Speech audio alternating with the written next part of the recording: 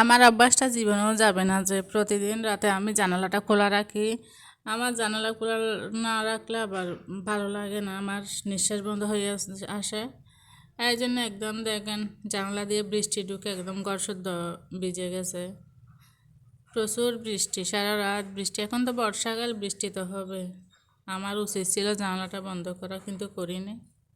কি আর করা।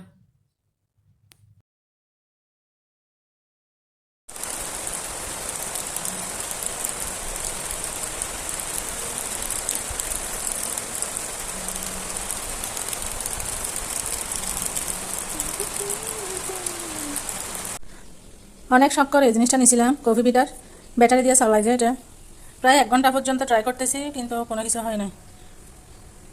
মানে মনে করছিলাম যে ওইখানে কাপের মধ্যে দিলে তাইলে আটকে যায় আর ঘুরে না, শুধু শুধু টাকা লস।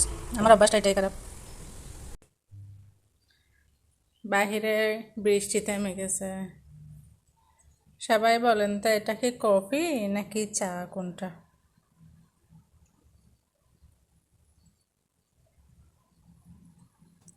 এরপর সকালে নাস্তা করছি, পরোটা আর একটু মাংস ছিল, মুরগির মাংস টুকরা নিছি একটা, এগুলা দিয়ে খাবো।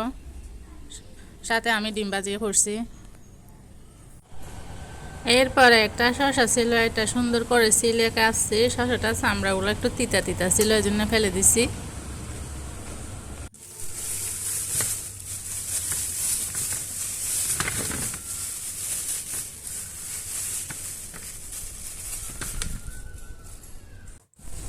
এরপর কতগুলো কচু চারা আনছিলাম, এগুলো রেখে আমি সুন্দর করে রেডি হয়ে আমি কলেজে চলে গেছি। আমার কলেজে আজকে ফর্ম ফিল আপের ডেট, এই জন্য এটা হচ্ছে আমাদের কলেজের এরিয়া।